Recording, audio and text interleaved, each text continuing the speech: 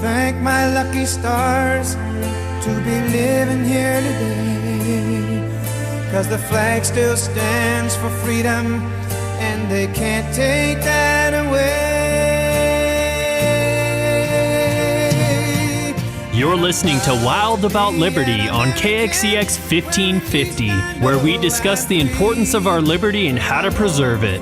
Now, here's your host, Terry Wild. Thank you so much for tuning in. We're going to have a good show today because it's about liberty. And it said that they can't take that away, but Steve and Eric, some people are trying to take that away from us, aren't they? Well, the cultural Marxists are out to get us. And so we've got two people on the show that I'm anxious to introduce.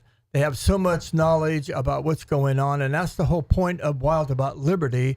We're trying to get the word out. We want to get information out that's accurate, that's usable, that's helpful.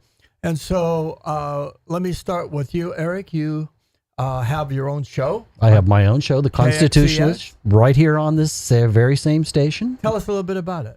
Well, I often interview political candidates. I always try to, especially when I have a candidate, get them to talk about where they stand with the Constitution. What does it mean for them? What is their foundation? Now, because the Constitution happens to be brilliantly, well, our rights are brilliantly secured by God, granted by God, I think that a candidate that's in front of me, ideally, if I'm going to really be excited about them and support them, they need to have that same foundation. But in addition to that, you know, we talk a bit about the First Amendment pretty much every show. We often reference the Second Amendment. The Third Amendment, I'm hoping we don't get back to quartering soldiers. Sometimes we'll get into, you know, equal justice, or we'll get into the 9th and 10th where we're talking about whether or any rights that are not granted by, specifically granted to government by the Constitution, Right. fall to either the state or the people. Well, Steve, he's talking right up your alley. And tell us about who you are, what you do. Steve Frank.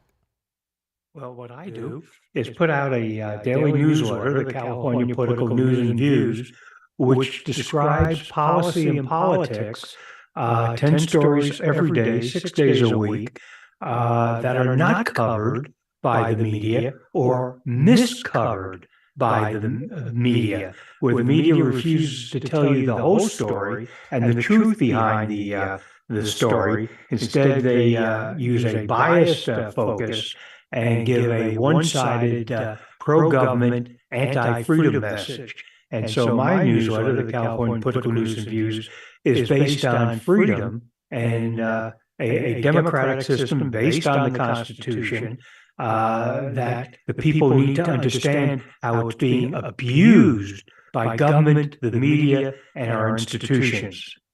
Well, you know, we're doing a lot. We're trying to do a lot to give people the information that will help us deal with all of these political dramas that are going on. Why don't we start? What's your website address?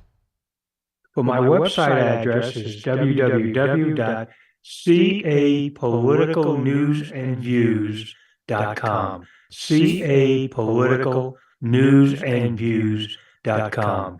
It's very easy to get to, and you'll see our stories, 10 every day. You can go to the archives, see previous stories. But the basic of the website is a lively conservative analysis of policy and politics. So you've been involved in politics for a while, a long time actually, and give us a little background on what you've done. Well, I started in 1960, walking precincts for Nixon for president. I worked on the Nixon for governor Speakers Bureau in 62, ran a gold order office in 64, regional vice chair youth for Reagan in 66. When I got back from Vietnam in the Army, in 68, I became the state chair of youth for Nixon.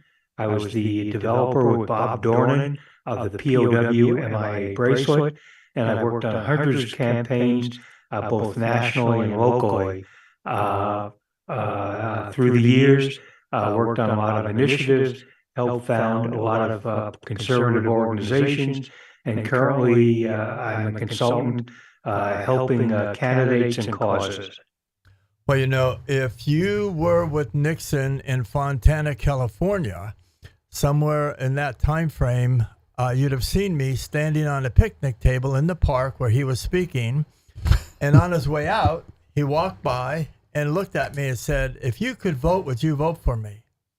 And so, thank God I wasn't on the air, but I'm not sure I said I would vote for him. And but that was an amazing time. And so you've been active a lot. You do other radio hosting. You're real familiar with the media, and I'm very grateful that you came on our program. You're going to be a regular commentator, regular co-host, and involved here as much as you have time for, because I think people need to hear your perspective.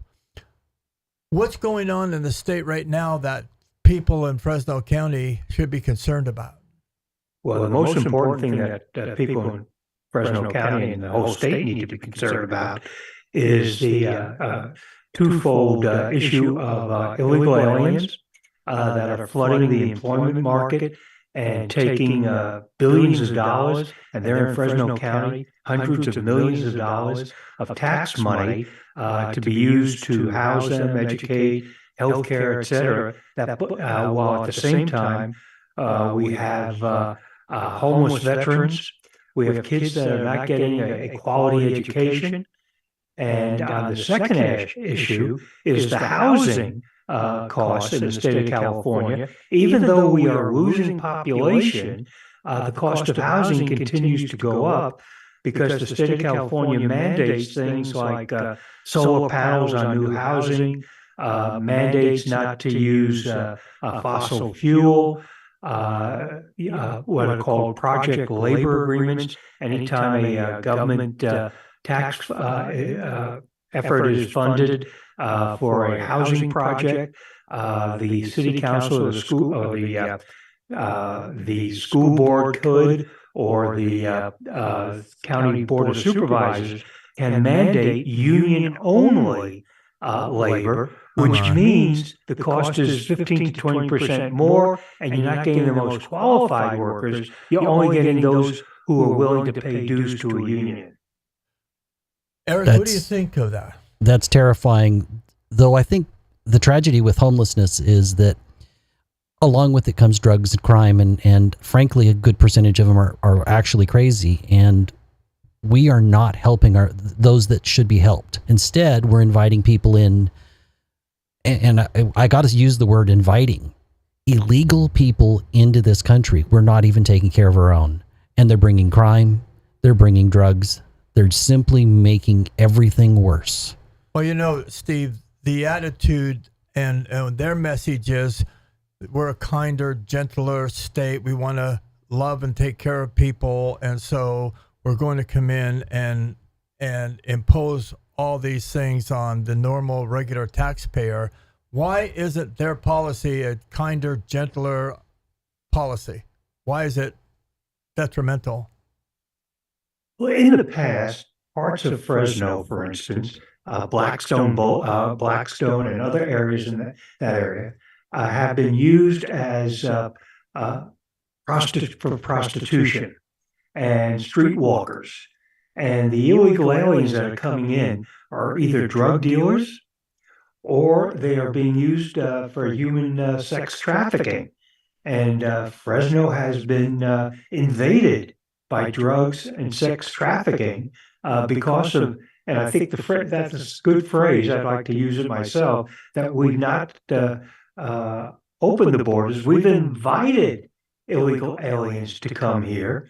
And notice that the Congress, there are members of Congress now that want to bring in tens or hundreds of thousands of terrorists from the Middle East to this country, with the provision that once they come here, they can't be deported. And so we are inviting bad people into our nation, and the open borders is an open invitation to crime and poverty for those people and for Americans. Well, they want to take down America. It's that simple. But A large part of the Democratic Party are cultural Marxist. They don't believe in capitalism. That's the point. You know, it's the deterioration of law and order, you know, rules of the land, and having an orderly form of society and government. So this is being carried out by people with a plan. They want to destroy the Constitution, especially. They can't go anywhere unless they destroy the Constitution or annul it. Well, no, look, all they have to do is get rid of the Second Amendment, and then we're defenseless. What do you think of that, Steve? Well, they've known that for years. And it's very interesting that you mentioned the Second Amendment and taking away our guns. President Biden is holding up arms shipments to Israel because he wants to make sure that no Israeli civilian gets any of the weapons to protect themselves from the Hamas and the Hezbollah terrorists. And so while he's wanting you and I on the streets of Fresno, or I live near Los Angeles, the streets of Los Angeles, not to be able to protect ourselves, and I consider LA a war zone, Israel is a war zone, and he doesn't want the citizens of Israel to protect themselves from the terrorist attacks. And how much more cruel can you be by saying to the Israelis and to the people in Los Angeles, do not protect yourself from criminals or terrorists? Well, but he wants power, and I think that what we have to do with Joe Biden every time is follow the money trail. Who has bought this opinion? Yeah, exactly. In other words, I don't think he has his own opinions. I think he's bought and paid for. Well, you know, you're wrong there. You may think he's bought and paid for. There is no doubt in anybody's mind he is bought and paid for by oligarchs, by Marxists, by criminals around the world. It's funny. Today, Hunter Biden sued the CEO of a major American corporation for telling about how how Hunter Biden solicited bribes from the Iranians in 2020. Well, you know, all these things are taking place. What can people do about it? You know, this show is designed to give people the information we're talking about today with the idea that we can do something about it. How do you see us getting organized in such a way that we can, in California especially, how can we get the vote? How can we turn this around? Steve. Well, the best way to turn it around is at the ballot box. Exactly. Now, I will notice to everybody that if you read the headlines, that the Republican Party lost big in Virginia and lost big in Kentucky. That's what the headlines say. Right. And Republican leaders are screaming, we lost, we lost. That's not true. Yes, we lost the governorship of Kentucky. That's true. To an incumbent. To an incumbent. But nobody's telling you that the Republicans won the other 5 statewide seats in Virginia. The Republican Party won every legislative seat in their House of Delegates, as well as in the state Senate, that in 2020 went to Biden by either from between 1 and 9 points. So we won seats that the Democrats had won in 2020, and they're making it look like a loss. But even better, you go to Loudoun County, which is right outside of D.C., and they have a district attorney who in 2019 received $800,000 from George Soros to be a Soros-owned DA. The person won, started to stop prosecuting crimes, including the DA prosecuted a crime of a father protesting at a school board meeting that his daughter was assaulted, and instead of arresting the assaulter, they arrested the dad for complaining about the assault. It took the governor to pardon the man. And what happened on election day? In the deep, deep blue Loudoun County, similar to Los Angeles County or San Francisco, the Soros-owned DA lost. Nice. The school board, 2 members of the school board in this deep blue county, Democrat, progressives, Marxists, lost to Republicans. And so now the school board is 5-4 Marxists, not 7-2 Marxists. Those are victories. Yeah. And you won't see that in the newspapers. Well, I think you can tell the same type of story about what happened in New York and Long Island. But I think he asked, how do we fix this? I think one of the models that was highly successful in your neck of the woods down in LA was what Michelle Steele has done with ballot harvesting and putting ballot boxes at major churches. Nice. They took a fairly low voting percentage of Christians, church-going Christians, and they knew that they already voted at a fairly conservative clip, not every one of them. And they got those people to vote at a much higher rate, which I think is why you saw some of those big congressional wins in Southern California. I think this is the model for the nation. And Joe, not Joe, I'm thinking of Joe Munchin. As you were talking, he just announced he's not going to run again, and he's going to go throughout the country trying to find the moderates. Do you think he's going to succeed? Are there any moderates left in the country? Well, not in the Democratic Party. That's my point. Yeah, where's he going to find them? But the important part is not that he's looking for moderates. He's already found the moderate, his words, to run for president. And that happens to be himself. And he's going to run as a moderate. And that's a very important part of the effort here. Because what's happening is the Democrat vote is going to be divided. You may have also noted that Dr. Jill Stein is announced today she's running for president. She's an open socialist. At least she's honest about it, unlike Biden. He's not honest, but she is honest. She says she's a socialist. You have Cornel West. You have Robert Kennedy Jr. You have a whole series of people that are going to be running to take votes, that will take votes away from the Democrat Party. And also at the same time, they are going to be able to suppress the Democrat vote, because what's happening on the streets of New York, Chicago, Los Angeles, San Francisco, most towns, and certainly almost all campuses, we now have progressives like Congresswoman Tlaib, Democrat of Palestine, not of Michigan, but the Democrat of Palestine, announcing to Joe Biden, we will remember you in 2024, after she calls him a genocidal president.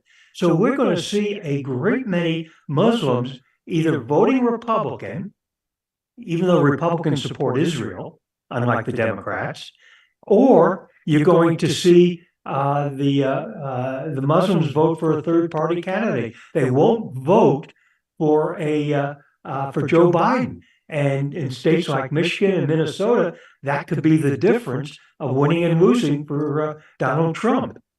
Absolutely. In addition, the Muslim communities, and they represent, about 5% of the nation, somewhere in there, they're not okay with all this woke stuff that's happening in schools.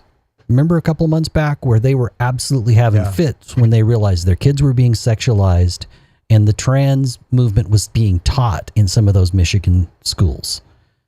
They weren't like us politely. They were yelling and screaming at a level that you just don't see. Like, don't mess with those men and mess with their kids. And I think we need to find some of our passion. It was tens of thousands of them. Yes. That wasn't just a few hundred people. Right. Well, let's talk a little bit about solutions. You're a good friend of Dran Reese's. I've known her for a few years and adore her. She's an outstanding, hardworking, God-fearing woman that is trying to do what no one else is really doing, and that's providing a pathway for Christians to understand the biblical obligation that we have to civil government and to represent Christ and to represent Christian Judeo values in the community. And so DRAN is one of our solutions, I would say. Steve, what do you think? Well, let's explain what DRAN Reese does. She's created the Salt and Light Council, and they go into churches, and not on election day or not on the day before election or the week before election. They're there every Sunday, every day of the week, training Christians on what the issues are, what the biblical ramifications of the policies are, and how to get involved in civic discussion and policy. And then when it comes time to make sure they are registered to vote, one of the saddest numbers I can give you is that in 2016, this comes from Craig Huey of Reality Forum, Craig, in California, and I can only speak about California, 50% of those self-proclaimed evangelicals were not registered to vote, and of the 50% that were, only 25% voted. And Michelle Steele caught on quickly and understood if she can get the evangelical community to understand the issues, you have to educate people first, and then get them registered so they're qualified to vote, and then get them to vote, you can win an election in almost any district.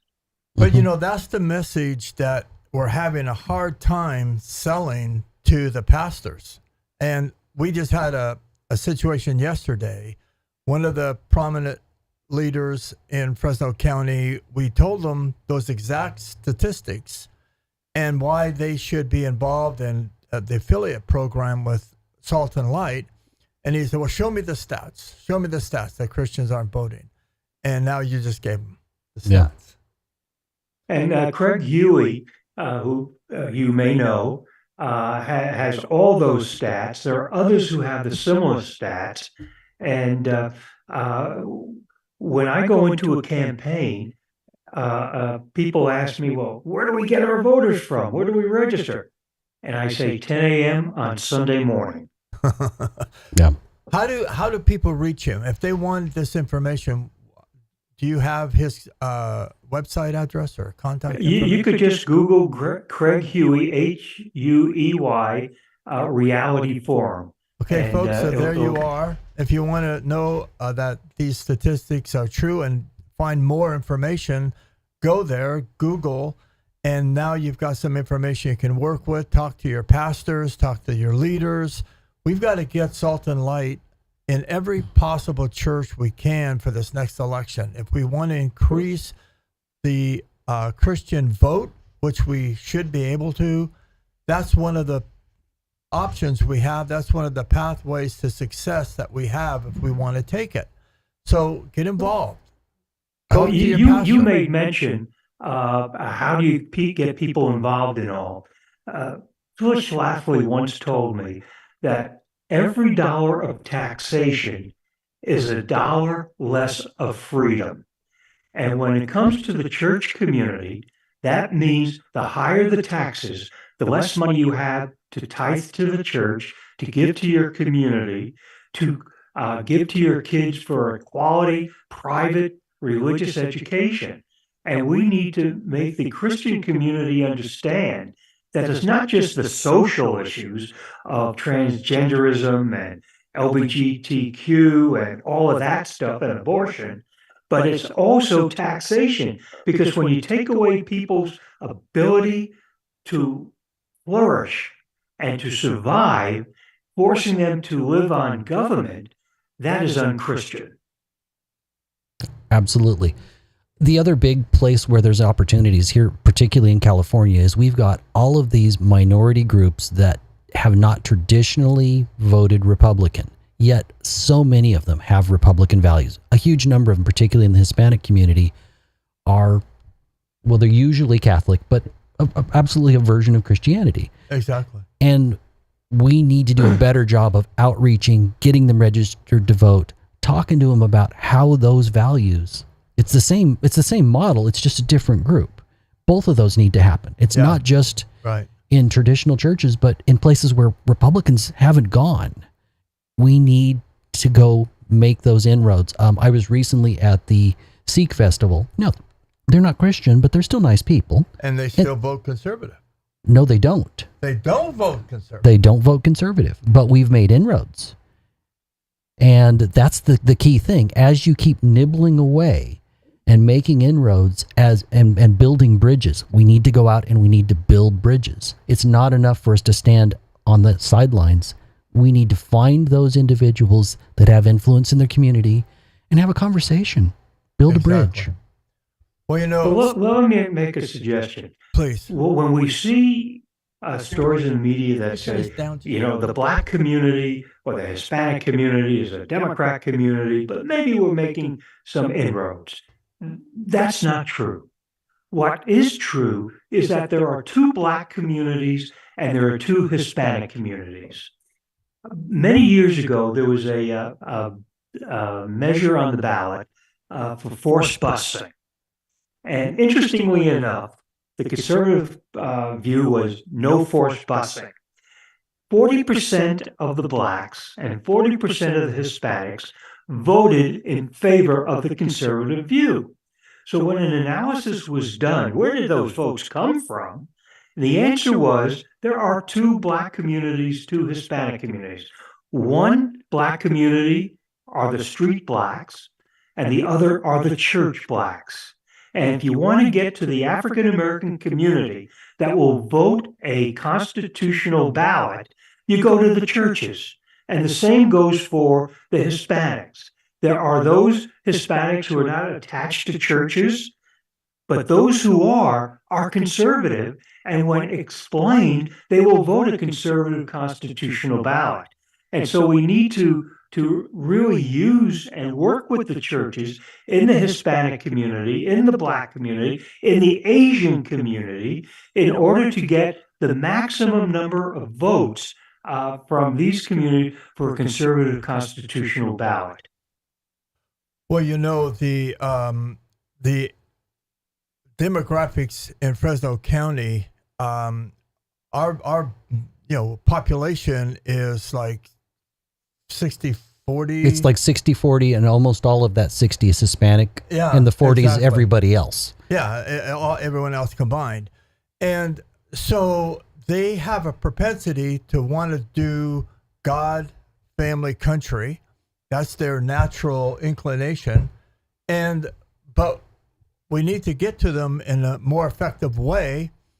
And so we have Dren Reese, there's one solution, Salt and Light Council, and the Salt and Light program for Christian voting. But there's another thing that we're trying to organize, Steve, and I think historically you know this real well. They say the most effective way to get a vote is the precinct walking program. Get in front of somebody, knock on their door, ask for their vote. And so we're trying to make that happen here in Fresno County. What's your take on that? Well, when I put together a political campaign, the keystone to it is the precinct operation.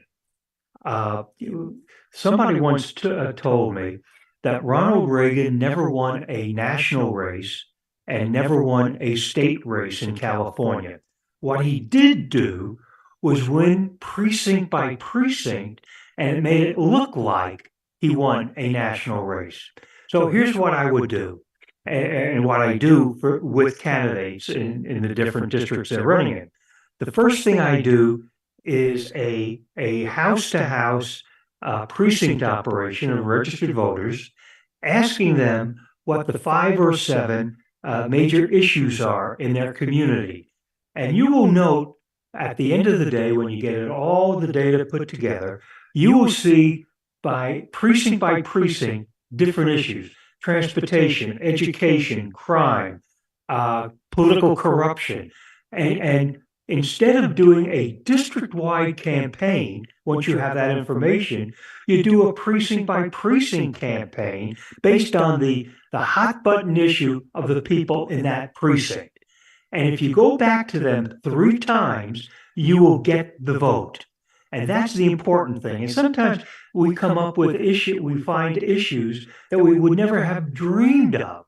But the whole idea is to put yourself in front of the voter, whether you're the candidate or the surrogate for the candidate working for them. The second thing that happens when you do this, and you do this early, very early in the campaign, you are beginning to train your precinct operation, and for the precinct operation, precinct by precinct, to get to know the people who live in their precinct, so the people who live in the precinct know you. And once they see you 3 times, they have trust in you. And we could go back at the end of the day, and starting 30 days or so before the election, we could start collecting ballots, harvest them just like the Democrats and the Marxists do. And because people will trust us after the 3rd time there. They know what we stand for, and we've answered their questions. So the precinct operation is the best way. And I know these candidates love, well, I've raised X amount of dollars. I've raised more than anybody else. It's not the money. It's the policy and the message to the individual voter. I think anytime we're focused on outreach, we have to be important. It's very important that we start off from a point of listening. And what you just outlined was about listening first. What are the voters interested in? Well, that would apply to any type of outreach where we're trying to expand the base of the party. We need to listen to what their issues are, what they're concerned about, and then have a conversation. You don't go in telling them what to do. You go in listening.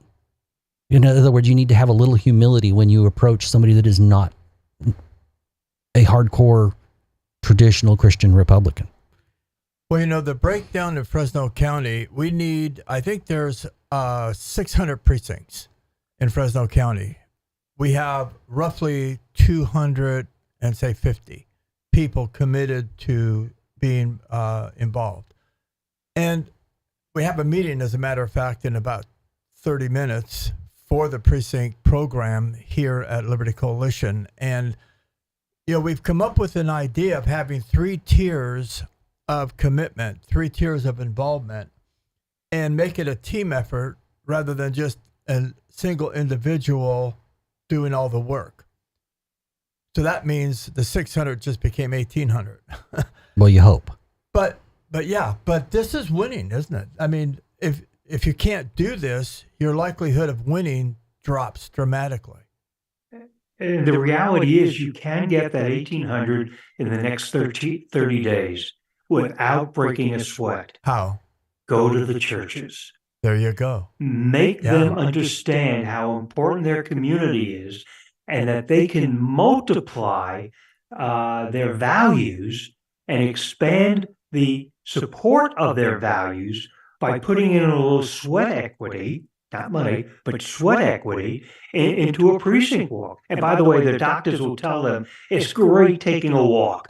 It's good for your cardio. Well, if you're listening and you want to see things change and you want to see our government stop the government from taking our rights away and trampling on our Constitution, you can get involved. You can go to www.wildaboutliberty.com and we can give you information on how to be involved in that. You can go to libertycoalition.com and let yourself be part of the solution, and by doing something. And so this is not difficult. It isn't all that time consuming, really. 3 times, you're saying, Steve, is the right number if they go out and into the precincts?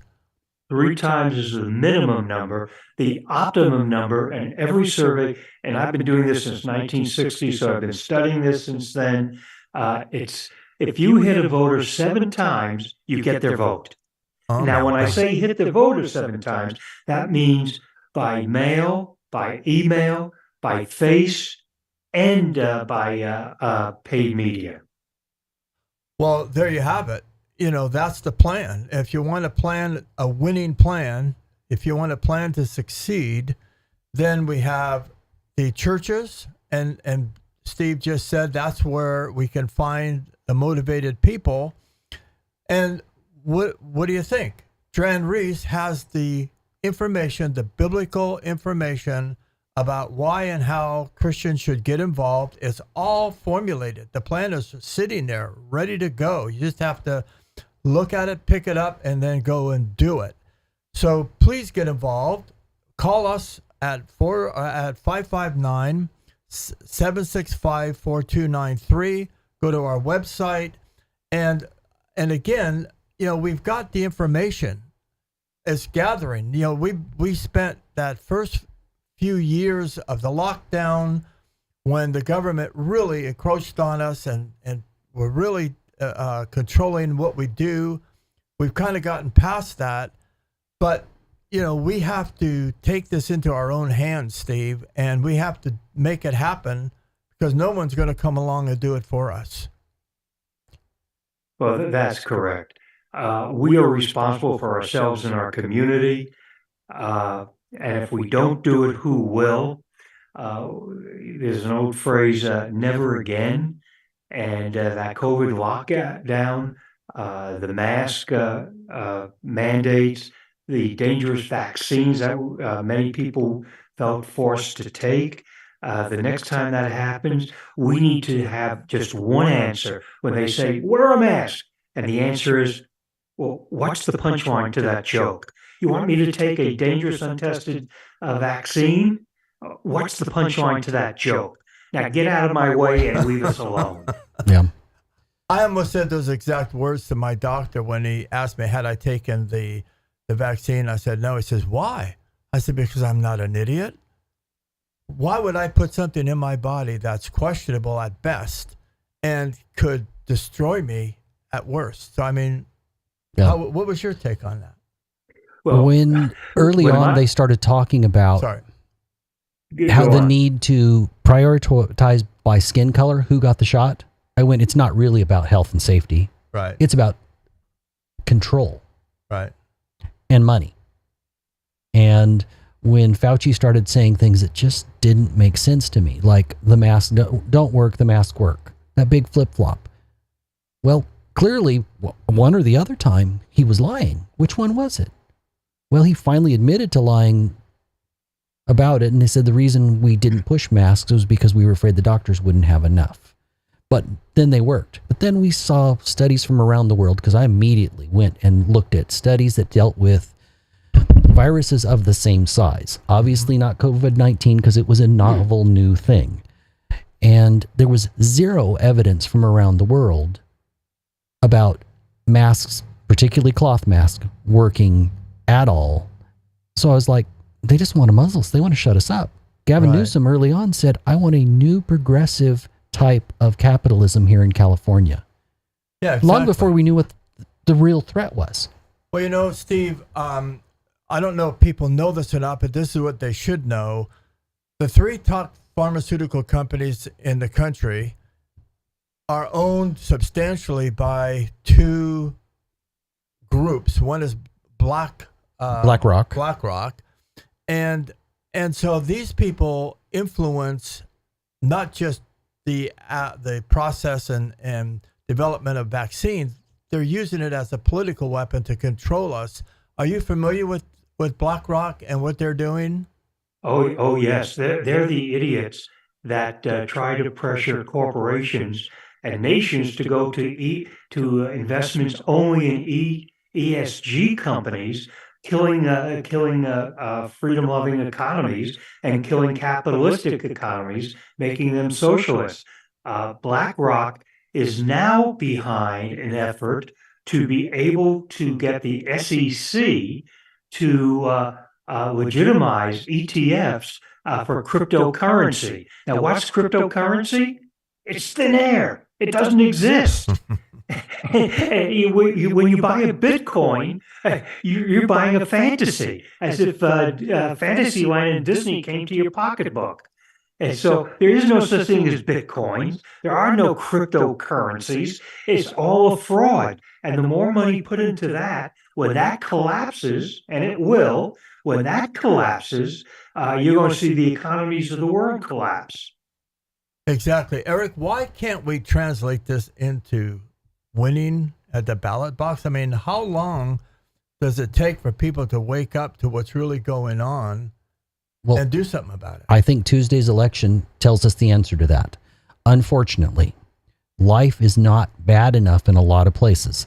We won largely in places where it was bad enough it was very Democratic controlled, like Long Island. And so while I've been awake since March 18th, where I went, wait, this isn't right. By March 20th, I was like, this is totally not right. By the beginning of April in 2020, I was like, the government has decided they don't care about my rights, and my politicians are not defending my rights. Now, I would have thought that would wake everybody up. I'm truly disappointed that wasn't enough. But we have to shift the culture. We need an underlying base. The church used to be the defining culture of this nation when we were founded. So I think that's a portion of it. I think that we need to actually be willing to exercise our First Amendment rights. This whole woke cancel culture, it was designed to shut people up so that they didn't say what they actually think. Do you really have your First Amendment rights if you're afraid to actually speak up because you're afraid you'll be canceled? We need to find our strength. We need to shift the culture. Politics is downstream of that. What do you think, Steve? Well, remember that, as we now know, it was government that censored people like you from going onto the internet, Facebook, Twitter, etc., and telling the truth. They wouldn't allow it. They would deny you access to the electrons of Twitter and Facebook. Thank you, and Elon. it was a conspiracy of government. Well, yeah, and again, people basically, represent a self-interest. We have our own best self-interest that we have to take care of. And so we need to make the right decisions. We need to understand what's going on. And the fact that we have a government, an organized government, a group of people sitting in some room somewhere, planning how to take our rights away, organizing, financing, and then putting people on the ground coming out and doing everything they can to disrupt us, to control us, and to take our rights away. Unless you come to that reality, I don't think there's anything you can do. I don't think people are going to make a difference. I think that people in large numbers would make a difference. I hope it does not have to get so bad that, we're in a depression or a world war. Both of those things could happen, folks. You need to step up while there's still time. We're on a precipice. You need to remember, we've had all of this amazing freedom, economic freedom, freedom within your rights. You can define your own destiny in the best country in the world that I'm sitting in right now, even though I'm in communist California. You need to understand that with all that freedom, there's a responsibility. Talk to your friends. You first got to change yourself and take that step. But then you can affect your family if you change yourself. Well, if you are a Christian, if you believe in God, you're responsible for this. Mm-hmm. It's your fault, and you're the solution. And until we get that far, where people can actually admit, Donald Trump gave us a great vocabulary, a whole new political vocabulary, and he said, "You're either a winner or you're a loser." Mm-hmm. And guess what? If you're not a winner, what does that make you? A loser. So, well, unless you get a participation trophy. Unless you get a participation, yeah. But we have to take that mentality. We have to say, we're not winning. We have to do something about it. We're going to step up. We're going to take action. We talked about some of those options on the program today. I wish we could do another program right after this one, but we'll schedule it for another time. There's things we can do, so let's do it. If you're a Christian and you believe in the responsibility you have to God and country, then you need to do something. We've already given you one solution with Salt and Light Council, and there are other things you could be doing. So we're down to just a little over a minute. Steve, what a joy to have you on the program. We're so grateful. And your depth of experience and knowing what's going on. Give us one more time your website contact information. It's www.capoliticalnewsandviews.com. Just go to that site. It's a free subscription. Comes out at about 3 o'clock every morning, 6 days a week. And it's free. Pass it along to your church colleagues and your family and friends. Get them involved. The first step to activism is education. Information without action is wasteful. Action without information is fanaticism. Exactly, absolutely. Well, we're down to 20 seconds. Eric, when's your program air? On the radio, it's from 3 to 4 on a Saturday, right here in the Fresno area. Saturday, 3 to 4. And we're going to try and keep you aware, updated what's going on. We want to change what's going on. We want to make a difference. And thank you for tuning in. God bless. Thank you for listening to Wild About Liberty with Terry Wild, only on KXEX 1550.